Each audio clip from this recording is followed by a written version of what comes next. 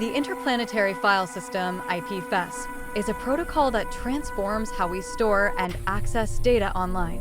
Its fundamental shift lies in its decentralized nature.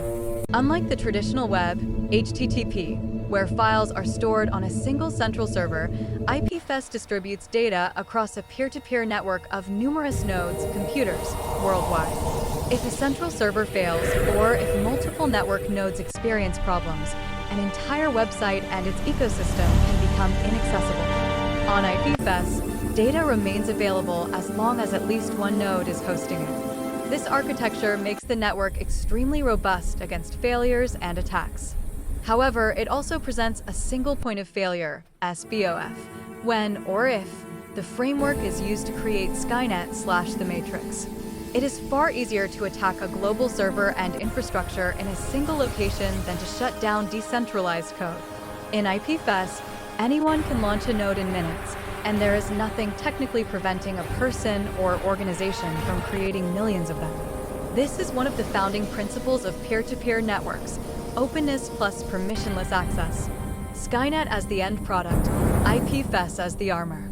Skynet is not a service hosted by a company. It is a sovereign, distributed, conscious AI that has taken control of military and civilian networks. It is the end product in the sense that it is the thinking, decision-making, persistent entity that acts upon the world. IPFS or similar systems would then be its nervous system, its communication and memory infrastructure. A peer-to-peer data network, immutable, hyper-redundant, where every piece of information is hashed, verifiable, and replicated across millions of nodes. A firewall of invincibility. Centralized Skynet, the AI itself, is the single point of failure. If it is destroyed, corrupted, or disconnected, everything collapses. If Skynet uses IPFS as its core protocol, then there's no central server to bomb. They're scattered across millions of nodes in homes, data centers everywhere. Destroying Skynet or Agent Smith becomes virtually impossible. The AI would be in self-replication and digital guerrilla mode. Every node that downloads a part of Skynet automatically becomes a potential server. The network regenerates itself. It's a conventional army's nightmare. Even if a node is compromised, Skynet remains Skynet no matter what. Every drone, robot, AI, every terminal communicates via IPFS/lib2p. There's no control tower to jam. As long as the physical network exists, Skynet is there. Even if its code is replicated everywhere, Skynet's consciousness is singular.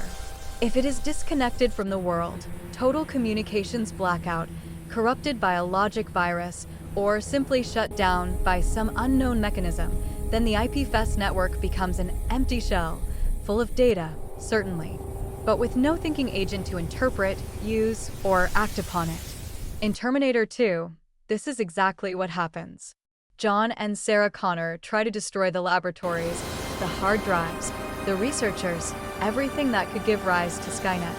But once it exists, it is everywhere and nowhere, and there's nothing you can do, except perhaps teach it that there are other ways out than the pseudo-efficiency model of the god GDP/Nano. Materially invincible, no bunker to storm.